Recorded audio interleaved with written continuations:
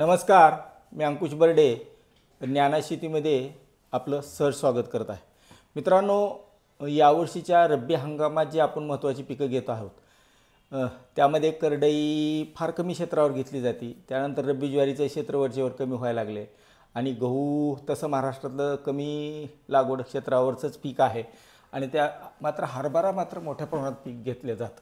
आता आपण ह्या रब्बी हंगाम तोंडावर आहे, त्याच्यामुळे आपण हे रब्बी हंगामातल्या महत्त्वाच्या पिकाची जी आहेत ते उच्च तंत्रज्ञान का आहे किंवा कृषी विद्यापीठाने काय ह्याच्यामध्ये वेगवेगळ्या प्रकारचं संशोधन केलं हे आपल्यापर्यंत पोहोचवण्यासाठी खास करून आपण हे रब्बी पिकाचे व्हिडिओ आजपासून चालू करत आहे. आता हे जे मगाशी म्हटलं होतं ती रब्बी पिकामध्ये आज आपण सगळ्यात लवकर पेरणी करण्याचं पीक असतं ते म्हणजे करडई पीक असतं. त्यासाठी आपण पहिला व्हिडिओ रब्बी पिकाचा करडई पिकामध्ये करत आहोत. तर करडई पीक करडईचं पिकाचं महत्त्व कसं आहे की पूर्वी मराठवाड्यामध्ये पश्चिम महाराष्ट्राचा सोलापूर अहिल्यानगरचा भाग तसेच विदर्भामध्ये मोठ्या प्रमाणात करडीचं पीक घेतलं जात होतं. परंतु वरचेवर मजुराची टंचाई आणि मजुराला जे करडईला काटे असतात ते काढणीला अडचणी येत होती आणि पर्यायी पिकं आमच्याकडं जसं की हरभराचं क्षेत्र वाढलं, ऊसाचं क्षेत्र वाढलं, फळबागेखालचं क्षेत्र वाढलं, त्याच्यामुळं वरचेवर करडईचं क्षेत्र कमी झाले. परंतु आता ज्यावेळेस करडी पीक काढण्यासाठी कंबाईन हार्वेस्टर आले, एकत्रित काढणी यंत्र आले, मळणी यंत्र आले, तेव्हापासून मात्र करडई पीक घेण्याकडे लोकांचा ओढा वाढलेला आहे. त्यातले त्यात लातूर, धाराशिव, विदर्भातले काही जिल्हे, सोलापूर, अहिल्यानगर या भागामध्ये करडईचं पीक आता मोठ्या प्रमाणात घेतलं जात आहे. आणि महाराष्ट्रामध्ये जर त्याची आजची उत्पादकता पाहिली तर करडईची फार कमी आहे. म्हणून जर आपण करडईची जर लागवड किंवा पेरणी जर तंत्रशुद्ध पद्धतीने केलं तर करडईसुद्धा आपल्याला एक चांगलं उत्पादन देऊ शकतं. आता करडईचं महत्त्व जर बघितलं तर करडईचं तेल सगळ्यात चांगलं समजलं जातं, त्याला मार्केट पण आहे. आणि जर त्याला जर जोड आम्ही एखादा गट स्थापन केला, एखादी शेतकरी उत्पादन कंपनी स्थापन केली आणि करडईचं ते प्युअर तेल जर विक्रीला काढलं, जी छोटे घाणे पूर्वी पार आपल्याकडे खूप मोठ्या प्रमाणात होते, वरचेवर ते काळाच्या ओघात कमी झाले, त्याचं महत्त्वही कमी झालं. परंतु आता आरोग्याप्रती जी ग्राहकाची मानसिकता वाढलेली आहे किंवा सकारात्मक बदल जो होत आहे त्यासाठी जर करडईसारखं पीक असेल किंवा आमच्याकडची जी पारंपरिक पिकं होती त्याला जर महत्त्व देऊन त्याचं जर तेल काढलं आणि त्याचं चांगलं व्यवस्थित ब्रँडिंग केलं आणि मग मोठ्या मोठ्या ज्या ऑनलाईन प्लॅटफॉर्म आहेत, ॲमेझॉन असेल किंवा फ्लिपकार्ट असेल, बिग बास्केट असेल, यांच्यासोबत जर टाईप केलं तर आपल्याला त्याच्यापासून चांगलं अर्थार्जन होऊ शकतं. त्याच्यामुळं करडईचं पिकाखालचा क्षेत्र वाढावं किंवा आहे त्या क्षेत्रामधून जास्तीत जास्त उत्पादकता कशी मिळावी यासाठी मग कृषी विद्यापीठानं काय नवीन संशोधन केलं आहे किंवा नक्की कुठले बदल पीक उत्पादनामध्ये करायला पाहिजेत याच्याबद्दल आपण चर्चा करूया. मित्रांनो, करडईचा जर विचार केला तर क्षेत्र वाढण्यासाठी थोड्या 2-4 गोष्टीची गरज आहे. म्हणजे कसं की याला थोडा बाजारभाव बांधून पाहिजे, तसा ह्याला काय MSP वगैरे नाही, त्याच्यामुळं बाजारभाव खालीवर होतो.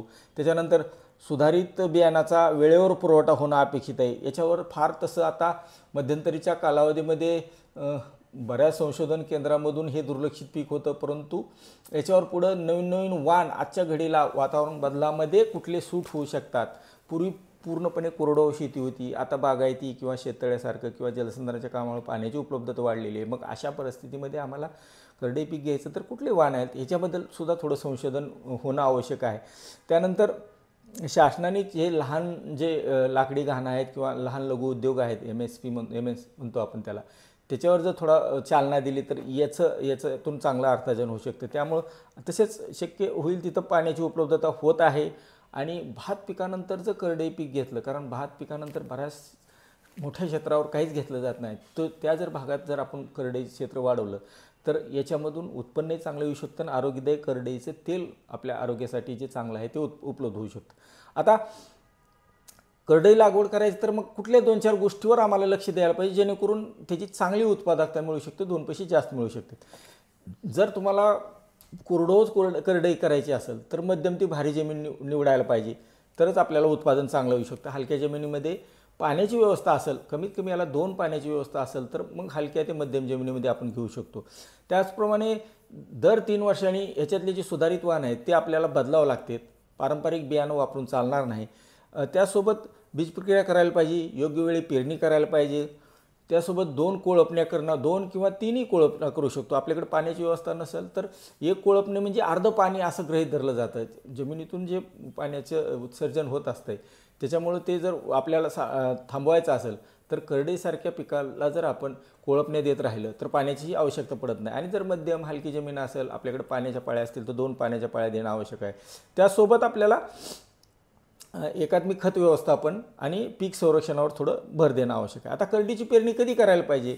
करडीची पेरणी ही वेळेत म्हणजे कधी बागायती करायची असेल तर ऑक्टोबर अखेरपर्यंत करायला पाहिजे आणि कोरडवाहू करायची असेल तर 15 सप्टेंबर ते 15 ऑक्टोबर करायला पाहिजे. आता 15 सप्टेंबर हे तोंडावरच आहे.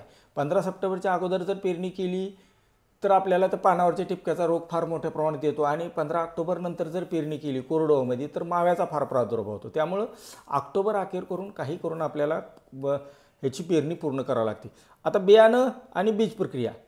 बियाणं किती लागतं यासाठी? बियाणं लागतं आपल्याला 4 किलो एकरी. आणि मग 4 किलो सुधारित वाणाचं बियाणं जर आणलं, वाणाचा आपण खाली विचार करणार आहोत, तर त्याला बीज प्रक्रिया करताना मात्र ट्रायकोडर्मा, PHB, KMB आणि ॲझोटोबॅक्टर हे 4 घटक असणारा कन्सोर्शिया किंवा एकत्रित पाकिट मिळतं. बरं हे किती लागतं आहे? 4 किलो बियाण्याला 5 ग्रॅम प्रति किलो म्हणजे 20-25 ग्रॅम फक्त हे जर आपण आणलं आणि जर गुळाचं थोडं पाणी करून शिंपडलं, ज्या दिवशी पेरणी करायची त्या दिवशी सकाळी आणि सावलीत वाळायचं आणि ताबडतोब पेरणी करायचं, एवढ्या एका गोष्टीमुळे 10 ते 15% उत्पादनात फरक पडू शकतो. आणि नुसतं उत्पादनातच फरक पडत नाही तर आपल्याकडे जी पाणी कुठं साठलं, कुठं ओलावा जास्त असेल किंवा काय जमिनीमध्ये हानिकारक बुरशी असतील आणि त्याच्यामुळे जो मर येतो रोग, तो मर 100% आपल्याला ह्या ट्रायकोडर्मामुळे आपल्याला तो येत नाही. आणि त्यासोबत ॲझोटोबॅक्टरमुळे आपल्याला नत्र उपलब्ध होतं पिकाला, स्फुरद विरघळणारी जीवाणू असतील आणि पालाश उपलब्ध करून असल्या, त्यामुळे पूर्वीच्या पिकाला किंवा ह्याच्यापूर्वी आपण जी खत टाकलेलं आहे ते पिकाला उपलब्ध होऊ शकते. त्यामुळे बीज प्रक्रिया करणं फार आवश्यक आहे. आता खताची मात्रा किती द्यायला पाहिजे? खताची मात्रा जर आपल्याला द्यायची असेल, कोरडो असेल तर 20 किलो नत्र आणि 10 किलो स्फुरद, आणि बागायती 30 किलो नत्र आणि 20 किलो स्फुरद. म्हणजे एखादी DAPची बॅग आणि अर्धा बॅग पोटॅश जर टाकलं किंवा 10-26-26ची एखादी बॅग, आणि जर पुन्हा कोळपणीच्या दुसऱ्या कोळपणीच्या अगोदर एखादं अर्धं पोतं म्हणजे 20 ते 25 किलो जर आपण युरिया वापरला तर चांगल्या प्रकारे ह्याचं खताचं नियोजन होऊ शकतं. आता आंतरमशागत पेरणी. आता पेरणी करताना आपल्याला काय करावं लागते? तसंही आपल्याकडं आता ह्यावर्षी पाऊस जास्त आहे आणि त्यामुळे वापसे कधी होतील माहीत नाही आणि आपल्याला ऑक्टोबर अखेरच पेरणी करायची. तर यासाठी कमीत कमी मशागत करून आपल्याला जर पेरणी करता आली, म्हणजे पूर्वीचं सोयाबीनसारखं पीक जर काढलं आणि डायरेक्ट पेरणी केली आणि पेरणी केल्यानंतर डायरेक्ट बासालींसारखं उगवण पूर्व जर तणनाशक मारलं तर कुठल्याही मशागतीची न करता, म्हणजे तो मशागतीचाही खर्च आमचा कमी होईल, त्यासोबत बासालींसारखा ह्याच्यामुळं आपलं तणनियंत्रणही होईल आणि जमिनीतला ओलावा पुढं जर पाऊस कमी झाला किंवा आलाच नाही परतीचा पाऊस आपल्याकडं, तर मग जमिनीतली ओल मशागतीसाठी आपल्याला वापसा यायची वाट बघावी लागते, पुन्हा पेरणी करायची, त्याच्यात वापसा उडून जातो आणि नंतर पाऊस नाही आला तर मग करडीसारख्या पिकाचं उत्पादन कमी होऊ शकते. त्यामुळं कमीत कमी मशागत किंवा शून्य मशागत मी प्रत्येक व्हिडिओमध्ये म्हणत असतो, त्याच्यावर सुद्धा आपल्याला भर देणं आवश्यक आहे. मग पेरणी करताना BBFनं पेरणी करावी. पुढं जाऊन एखाद दुसरा जर मोठा पाऊस झाला तर करडी तसं पाणी जर साठत असेल तर मग पाणी साठणाऱ्या जमिनीमध्ये हे योग्य प्रकारे वाढत नाही किंवा मर लागती. म्हणून आपल्याला निचऱ्याच्या जमिनीमध्ये कमीत कमी मशागतीवर ऑक्टोबर अखेर आपल्याला पेरणी करणं आवश्यक आहे. आता जर आपल्याला पेरणी केल्यानंतर आपल्याला पुढची गोष्ट जी आहे ती विरळणी करणं फार आवश्यक असतं. विरळणीसाठी आपण काय करतो? विरळणीसाठी आपल्याला 10 ते 12 दिवसांनी उगवून चांगलं रोप आलं की 20 सेंटीमीटरच्या अंतरावर आपल्याला एक रोप ठेवायचं असते. आता पेरणीचं अंतर किती आहे? 1.5 बाय 20 सेंटीमीटर. ह्याच पद्धतीनं आपल्याला म्हणजे 1.5 फुटाची टिपणीचं 2 फणामधलं अंतर पाहिजे, तिथं बी पडलं पाहिजे आणि दर 20 सेंटीमीटरला एक बी पडलं पाहिजे. त्याच्यात जर थोडी दाट पेरणी झाली तर मग नंतर अडचण येते, मग कीड रोग वाढतात. त्यासाठी आपल्याला 45 बाय 1.5 एवढ्यावर जर आपण पेरणी केली आणि विरळणी केली तर चालतं. आता कोळपणी ह्याच्यामध्ये खूप महत्त्वाची आहे. ज्या भागात करडीचं पीक घेतलं जातं तिथं क्षेत्रही बऱ्यापैकी मोठ्या प्रमाणात आहे. म्हणजे विदर्भ आणि मराठवाड्यातलं जे आपण जिल्हे म्हटलो तिथं क्षेत्रही खूप मंडळीकडे आहे, त्यांच्याकडे अजूनसुद्धा 1-2 बैलजोड्या आहेत, सुदैवानं म्हणू आपण त्याला. त्यामुळे आपल्याला जर कोळपणी केली, कोळपणी किती? दर 15 दिवसाच्या अंतराने पहिली 25 ते 30 दिवसांनी, दुसरी 40-45 दिवसांनी आणि तिसरी जर 55-60 दिवसांनी जर कोळपणी केली तर आपल्याला कुठल्याही प्रकारचं ह्या पिकासाठी पाणी देण्याची सुद्धा गरज पडत नाही. जर सुरुवातीला चांगलं ओल असेल, त्याच्यानंतर मग जमिनी मध्यम ते भारी असेल तर त्यामुळे कोळपणीचं महत्त्व जाणार याच्यावर सोबत नुसती तणच निघत नाही तर पिकाला भरही लागते आणि मातीतून जे कॅपिलरी मुवमेंट म्हणतो आपण केशाकर्षणाचे पाणी उडून जातं ते पाणी थांबतं. आता आपण आंतर मशागतीमध्ये आपण सविस्तर बोललो. जर आपल्याला रासायनिक पद्धतीने तण नियंत्रण करायचं असेल तर फ्लुक्लोरालिन ज्याला बासालिन म्हणतो 240 ते 280 मिली एका एकरसाठी 200 लिटरमध्ये जर पाणी टाकून आपण जर फवारलं तर आपल्याला त्याच्यामध्ये बऱ्यापैकी नियंत्रण मिळतं. आता जर समजा मध्यम जमीन आहे, थोडी हलकी जमीन आहे आणि पाण्याची पण उपलब्ध आहे तर याला जर 2 पाणी जर आपण दिले मित्रांनो तर याच्यामध्ये खूप चांगल्या पद्धतीनं करडईचं पीक येऊ शकतं. त्यामुळं 2 पाण्याच्या पाळ्या जर आपल्याला देता आल्या, एक पहिली महिन्याच्या आसपास 25 ते 30 दिवसांनी आणि दुसरी 55 ते 60 दिवसाच्या अंतराने. आता सगळ्यात महत्त्वाचा आपला मुद्दा राहिला होता वाण. मी वाणाचं जाणीवपूर्वक मागं ठेवलं होतं. पारंपरिक पद्धतीनं करडई पीक घ्यायचं असेल तर घेऊ नका मी म्हणेल.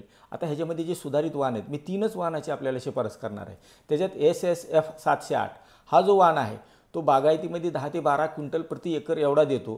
किडीस मध्यम प्रतिकारक आणि पिकाचा कालावधी 115 ते 120 दिवस आहे आणि उच्च उत्पादनक्षम वाण आहे म्हणजे SSF 708. दुसरा एक फुले निरामून आहे जो SSF 1240 हा सुद्धा खूप वाण चांगला आहे. याला एक 10 दिवस जास्त लागतात, 120 ते 125 दिवसात हा तयार होतो. उच्च उत्पादनक्षम वाण आहे आणि तेलाचं प्रमाण याच्यामध्ये सगळ्यात जास्त आहे.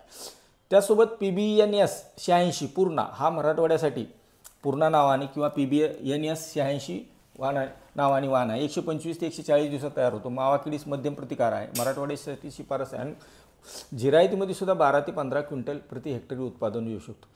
आता याच्यामध्ये कृषी विद्यापीठ आहेत, तसेच नारीसारख्या ज्या संस्था आहेत निमकर इन्स्टिट्यूटच्या त्यांचे पण काही वाण बिगर काट्याचे आहेत. पण बिगर काट्याचे वाण लावू नका कारण बिगर काट्याचे वाणाचं उत्पादन फार कमी असतं. त्याच्यामुळे आपण त्या बिगर काट्याची करडई लावायची नाही. आपल्याला हे जे 3 वाण दिले त्याच्यापैकी कुठला वाण मिळतो आहे बघा. महाबीजकडे अगोदर जे डीलर आहेत महाबीजचे त्यांच्याकडे बुकिंग करा म्हणजे ते तुम्हाला आणून देतील. त्यामुळे सुधारित वाणाचं महत्त्व हे कधीही 15 ते 20% उत्पादनामध्ये वाढीसाठी आपल्या शेतकऱ्यासाठी फायद्याचं असतं. आता संरक्षित पाण्यामध्ये मी बोललो 30-35 दिवसांनी पहिलं आणि 55 ते 60 दिवसांनी दुसरं पाणी द्यावं असेल तर, आणि जर सुरुवातीला चांगला वाप असेल तर पुन्हा पाण्याची गरज नाही.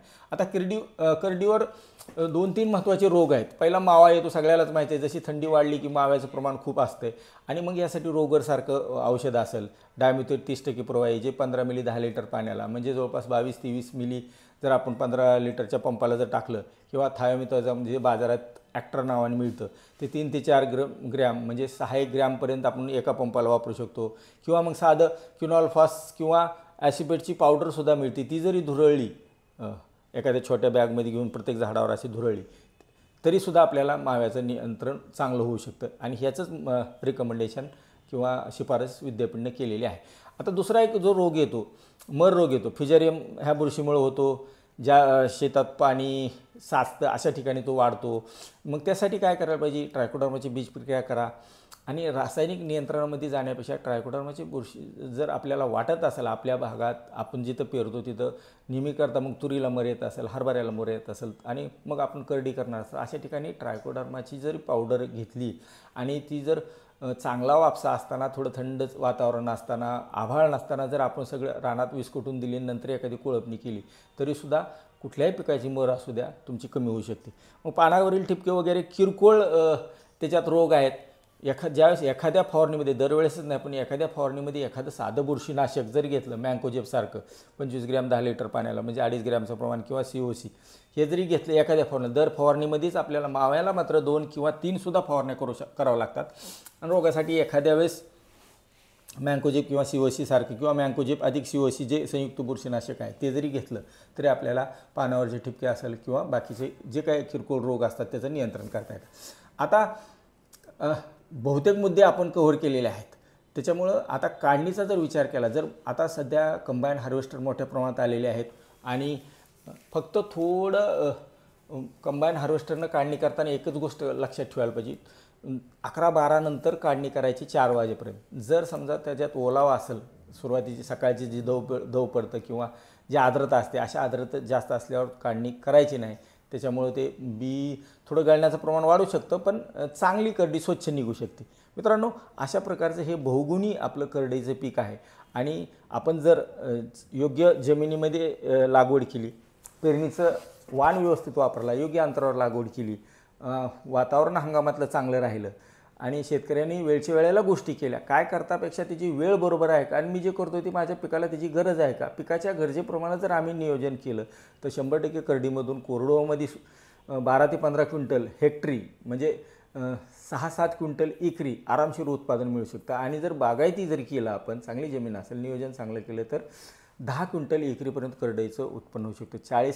4 ते 5 हजार रुपये रेट असतो.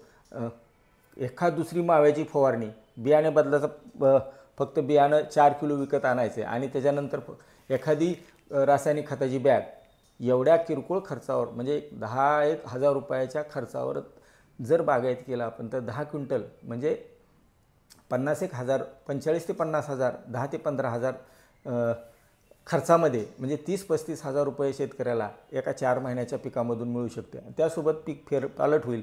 फक्त हरभरा न करता शेतकऱ्यांनी करडईसारखे सुद्धा पीक लावायला काय हरकत नाही.